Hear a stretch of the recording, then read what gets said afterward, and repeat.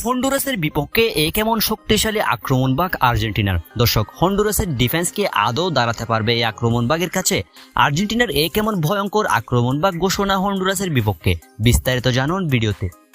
দর্শক, আর মাত্র কিছুদিন পরে আন্তর্জাতিক প্রস্তুতি ম্যাচে হন্ডুরাসের মুখোমুখি আর্জেন্টিনা, যেটা বিশ্বকাপের ট্রাম্প কার্ড হিসেবে বিবেচনা করছে ভক্ত সমর্থকেরা। কেননা লিওনেল স্ক্যালোনির সকল পরিকল্পনা এবং স্কোয়াড বাছাই সবকিছু হবে এই প্রীতি ম্যাচ দুটি থেকে, যেখানে হন্ডুরাস এবং আইসল্যান্ডের বিপক্ষে আর্জেন্টিনার ভয়ঙ্কর স্কোয়াড নিয়ে মাঠে নামতে চলেছে, যেখানে আর্জেন্টিনার আক্রমণভাগ হতে চলেছে প্রত্যাশার চেয়ে একেবারে ভিন্ন। দর্শক, আপনারা সকলে জানেন যে হন্ডুরাসের বিপক্ষে লিওনেল মেসি আক্রমণভাগের নেতৃত্বে থাকছেন না। ছোটখাটো একটা হ্যামস্ট্রিং এর ইনজুরির কারণে মেসি হন্ডুরাসের বিপক্ষে ম্যাচটা থেকে বাদ পড়েছেন। মূলত লিওনেল স্ক্যালোনি কোনো প্রকার রিস্ক না নিতেই মেসিকে সেই ম্যাচে খেলাবে না।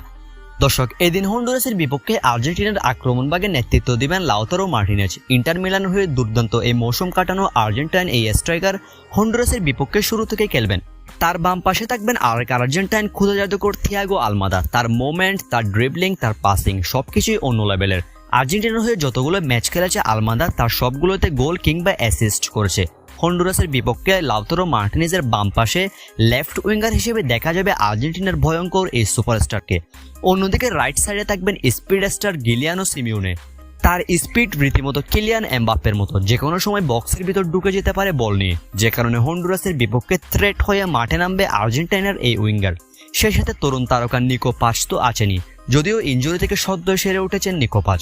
হন্ডুরাসের বিপক্ষে ম্যাচটিতে তাকে দেখতে পাওয়া যাবে কিনা সেটা নিয়ে রয়েছে সংশয়, কিন্তু বিভিন্ন গণমাধ্যমের মতে নিকো পাচ বর্তমানে মাঠে নামার জন্য সম্পূর্ণ ফিট।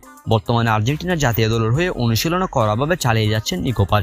অর্থাৎ আর্জেন্টিনার আক্রমণভাগে Thiago Almada, Lautaro Martinez, Giuliano Simeone এবং নিকো পাচ এই চারজন থাকছেন, যেটা হন্ডুরাসের ডিফেন্সকে লন্ডভন্ড করে দিতে যথেষ্টই বলা চলে। দর্শক, কেননা এই চারজন তারকা নিজ নিজ ক্লাবে ইউরোপের টপ ক্লাবগুলোতে পারফরমেন্স করে আসছে, যেটা আমরা গত মৌসুমে দেখেছি। এবার হন্ডুরাসের বিপক্ষে এদেরকে নামিয়ে দিবেন স্ক্যালোনি।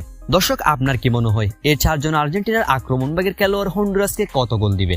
সেটা আপনার মতামতটি কমেন্ট বক্সে আমাদেরকে অবশ্যই জানিয়ে দিতে পারেন।